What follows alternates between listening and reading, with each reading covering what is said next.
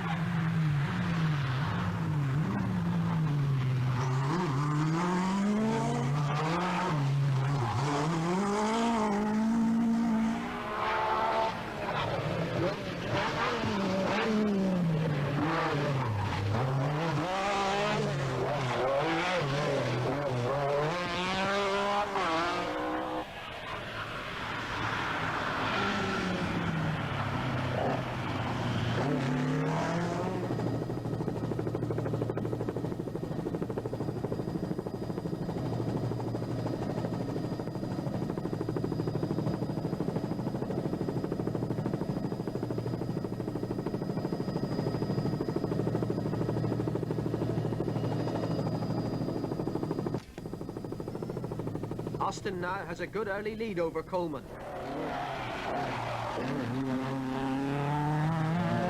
And behind him, Cyril Bolton in his Metro, lying third in the championship. But Coleman was recovering fast, his car okay again.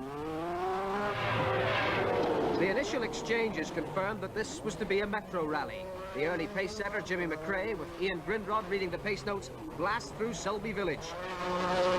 But keeping up the pressure, Mark Lovell in the Ford RS200. Already for him, though, early signs of problems, with the car cutting out briefly on left-hand bends. Llewellyn also struggling with handling problems, the Welshman lying fourth, co-driven by Phil Short.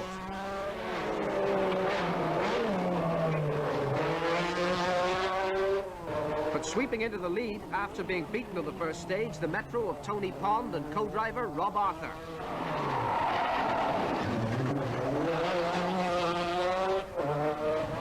And Michael Sundstrom handling problems for him in the Peugeot. The earlier high-speed action was taking an unusual toll on the Group B cars. The problem here for Russell Brooks, apart from lack of horsepower and four-wheel drive, was a bad attack of flu. The similar car of Austin McHale, desperately trying to hold on to his advantage over Bolton and a hard-charging Coleman.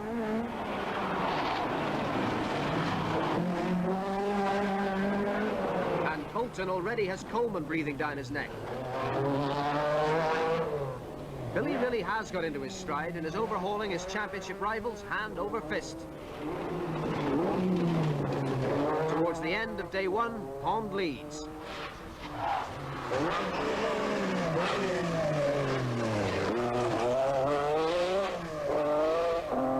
Jimmy McRae is second and content to let Pond disappear as long as Mark Lovell stays behind him. The priority was the British Championship. Over 2 minutes behind McRae was David Llewellyn.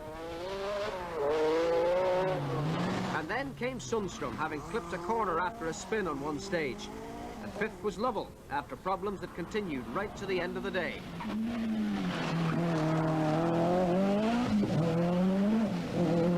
Leaving service after the last stage, the gearbox down in first gear just as we were pulling out. So we had to stop and make another gearbox, well, make a gearbox change. So we got to within the maximum time by 1 minute. So we're just going, but we've lost 2 minutes 20. Brooks led the two-wheel drive race in 6th.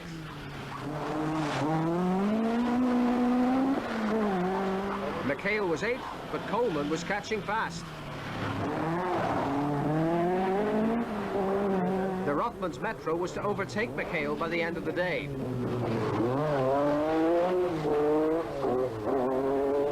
Coleman's teammate McRae wasn't especially happy back at Douglas. We have a gearbox problem. An oil seal has gone in the box and it's blown all the oil out. We're going to change the box now, but the vans have been held up in a traffic jam further back the road, so we're hoping that they'll get in any minute.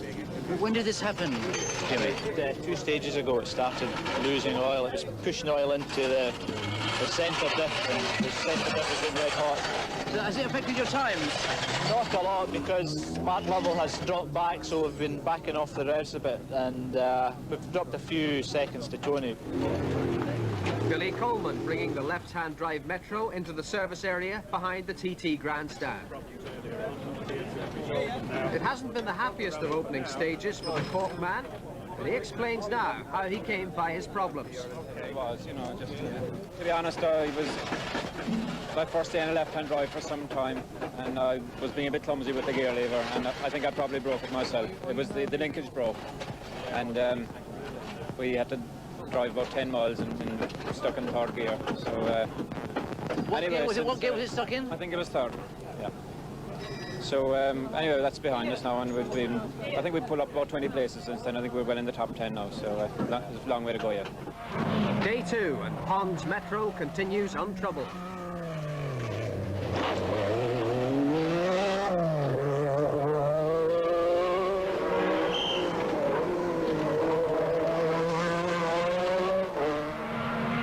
Previous Manx winner Jimmy McRae in 2nd place, setting out on what was to prove a fateful day for him. All fine here, but one of those small stones bouncing off the tarmac would find its way into the engine, and that was the disappointment in store for Jimmy McRae. But Llewellyn was still efficiently protecting his Metro teammate Pond. Llewellyn still lying 3rd.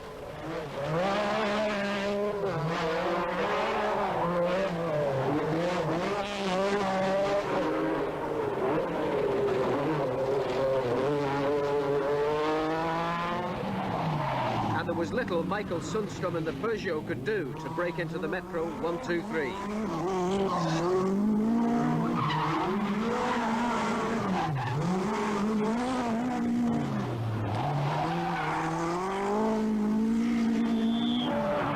Hardest trier on the 2nd day, Mark Lovell, attempting everything in the Ford RS200 to close the gap on McRae.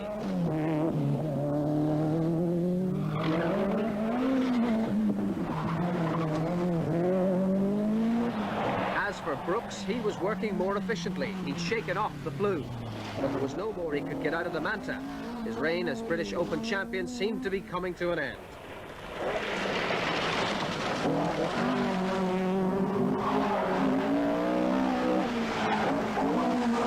Also coming to an end, Billy Coleman's fine drive in the 2nd Rothmans Metro. More engine smoke distracted his attention, and he hit a bank. The engine caught fire, and he's out of the rally. All McHale has to do now is fend off Bolton's Metro. But he's certainly not easing off. Bolton maintains station.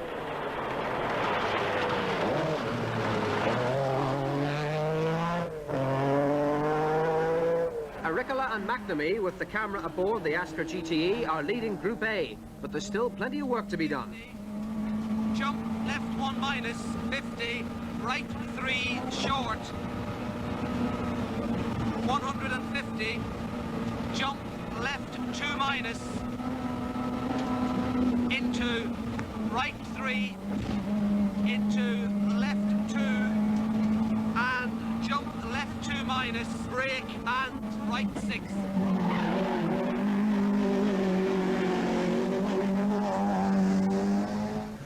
Then came the news of McRae's blown engine and was marked by Pond going through in the lead, with Llewellyn now second. And in third, it's Mark Lovell.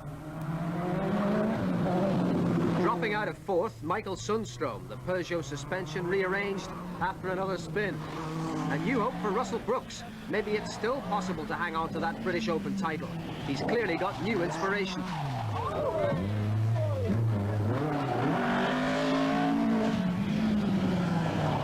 McHale is now 6th at the end of the second day and well clear in the championship. So, Austin, with Billy going out, this obviously leaves the way clear for you in the championship, doesn't it? No, not really. There's still 2 rounds left. Obviously, we have to finish this to get maximum points. We're very sorry to see him run out because it would have made it an awful lot more interesting had he stuck in this morning, but you know, that's the way things go. I think at the minute, if we finish where we are at the moment, we'll probably get 15 points and Cyril will get 12, but Cyril's pushing us very hard at the minute. He's something like, I think there's only 2 seconds between us all day today, but hopefully we'll stay ahead of him tomorrow if possible. Is it just between you and Cyril Bolton now then? Is it the championship? Oh God, no, it's still between probably 4 cars I think actually that's left at the moment.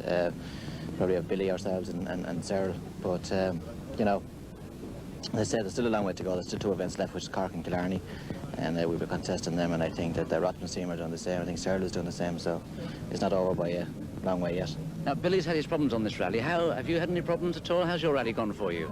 No, the rally's been really a disaster for us. We have a bent front cross member in the car since the start. There's something that's done in the Ulster, and we never discovered it. It left the car very hard to drive. It's not handling it all over bumps, and we've just had to sort of stick in there and try and get it round. So now I feel really wrecked at the moment because it makes it so much harder to drive. I didn't realise that. Do most people know about this? It's you kept that very... Yeah, it's a thing that we weren't saying too much about at the start because we thought we'd be able to get it sorted out. But we changed all the suspension, and it was transpired now that it is the cross member that's bent, and we can't change that. So we just have to soldier on. Day 3 and soldiering on in the lead was Tony Pond. However, one loss of concentration in these powerful cars could spell disaster. Although he was under no real pressure, leader Pond was in for a tense final day.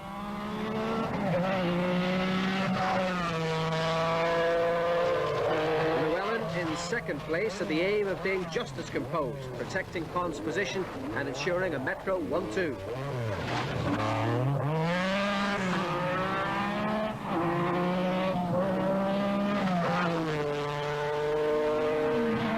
Mark Lovell and co-driver Roger Freeman, all the permutations seemed to point to them winning the British title. A third-place finish, though, would make absolutely sure.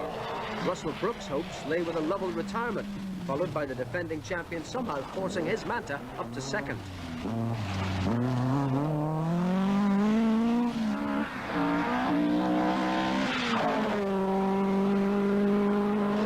Brooks was under pressure from Sundstrom for 4th place, and if the Peugeot got past, it would be all over.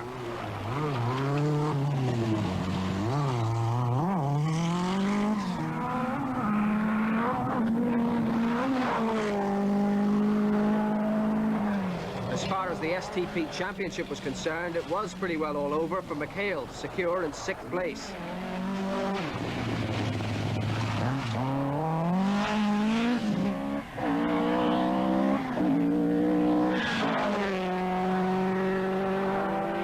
This is Cyril Bolton, lying 7th.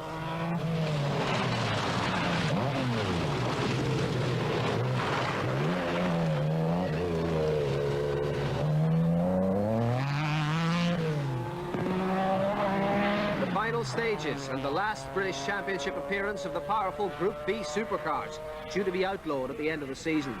The Metro 6R4, and the man winning the Manx for the 4th time is Tony Pond.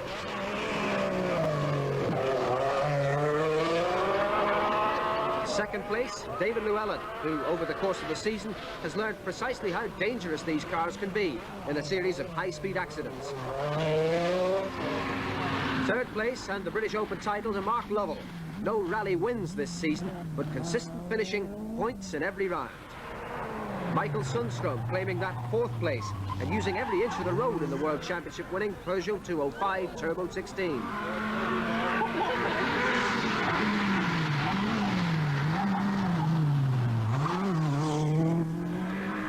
and defending champions Russell Brooks and Mike Broad, who performed so magnificently to keep the Manta up with its more powerful challengers right to the end of the season.